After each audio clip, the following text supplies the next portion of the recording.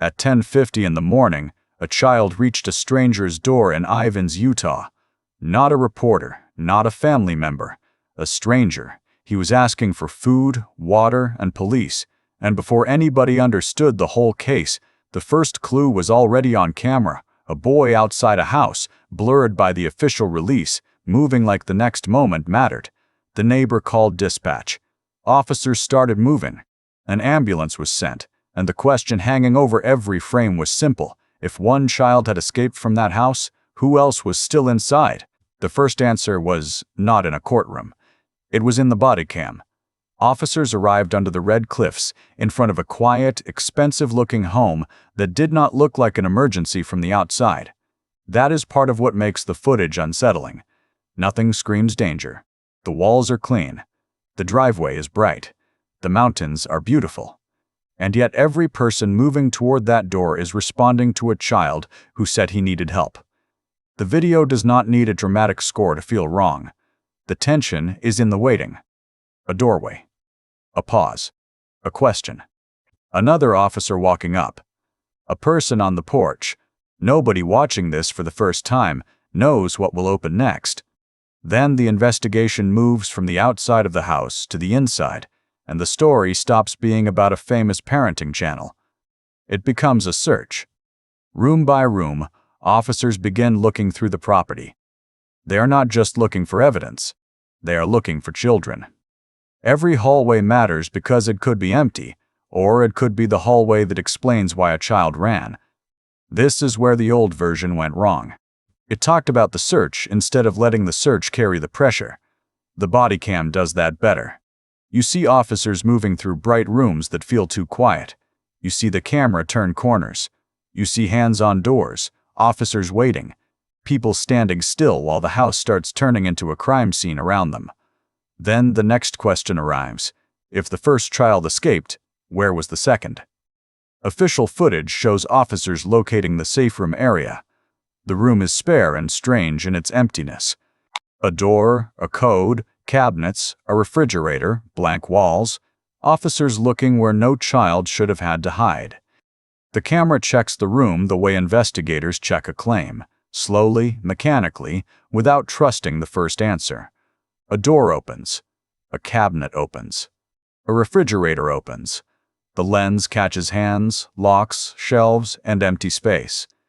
It is not flashy footage, but it has a terrible pull because every item asks the same question: what was this room being used for? The official case summary later said, Franke and Jodi Hildebrandt believed the abuse was necessary to teach the children to repent and to cast evil spirits out of their bodies. Prosecutors described children held in a work camp-like setting. Those words matter. But the video matters too, because the footage shows officers confronting the physical place behind the language. And while that search was unfolding, the rescue side of the case was moving just as fast. The ambulance footage is brief, blurred, and it should stay that way. We are not here to turn a child's injuries into spectacle, but the motion matters. Paramedics at the ambulance, responders moving with purpose, an official trace of the moment the case stopped being private and became unavoidable. That is the line this video has to hold. Evidence, not exploitation. And the search did not stop in Ivins. While officers were responding to Jodi Hildebrandt's house in southern Utah, police in American Fork were looking for 2 other Franke children at another home. That Bodycam gives the case a second pulse. Officers at a porch, adults trying to explain, a quiet house becoming part of the same emergency. We do not need to linger on the children. The pressure is already there in the procedure. Police trying to locate every child before the day got any worse. A child at a door. Officers at a house. A safe room. An ambulance.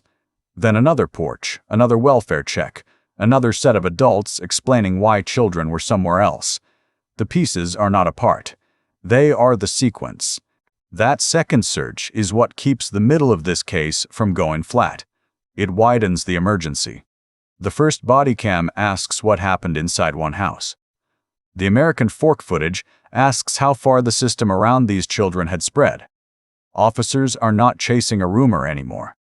They are trying to locate living children, confirm where they are, and make sure no adult explanation becomes a substitute for seeing them with their own eyes. That is the procedural pressure, not one shocking image, but a chain of official movements. A child gets out. Dispatch moves. Patrol arrives. A door opens. A room is checked. A second address gets searched. Every step turns a private story into something the adults can no longer control. That matters because the danger was not uncovered by one dramatic reveal. It was uncovered by people refusing to accept an explanation until every child was accounted for. The public knew Ruby Franke from 8 Passengers, a family channel built around discipline, parenting, and order. Prosecutors later described something far darker inside the private world connected to that public image. Jodi Hildebrandt was not just a background name. She was the counselor and business partner whose influence Kevin Franke described to investigators as isolating and destructive. Kevin told investigators about restrictions, separation, and psychological hell. His interview is visually plain, but what it adds is context. The bodycam shows the day the system entered the house. The interview explains how a family could get to that day. Then the case turns toward adult accountability. The jail footage changes the visual language. No more porch, no more quiet rooms. Now there are officers, vehicles, lobby doors, counters, custody movement, and adult suspects inside the system they had avoided for too long. Ruby Franke was charged with 6 counts of aggravated child abuse. Jodi Hildebrandt was charged with 6 counts as well. Both later pleaded guilty. Ruby Franke told the court she had been led to believe the world was evil, her children were evil, and that what happened was necessary. Jodi Hildebrandt also pleaded guilty. The sentences were not the start of the story. They were the public ending to what the bodycam began revealing that morning. But one question is still important, because it is the question that keeps this case from becoming just another headline. How did people around a child miss the difference between discipline and danger? That is why the official footage matters. Not because it is sensational, because it removes the distance. A document can say officers entered a residence. The video shows the officer standing at the door. A charge can say aggravated child abuse. The ambulance footage shows why that charge existed. A summary can say safe room. The body cam shows a hand on the door and officers looking inside. A guilty plea can say accountability. The jail footage shows adult suspects moving through the system after children had already paid the price. The case is not powerful because Ruby Franke was famous. It is powerful because the first real hero in the story was a child who got out, found a stranger, and made the hidden world visible. And once that happened, the official timeline started moving. Dispatch, bodycam, search, ambulance, jail, court. That is the story. Not a card show. A rescue that turned into evidence. Evidence that turned into charges. And charges that forced the adults to answer for what a child had to survive first.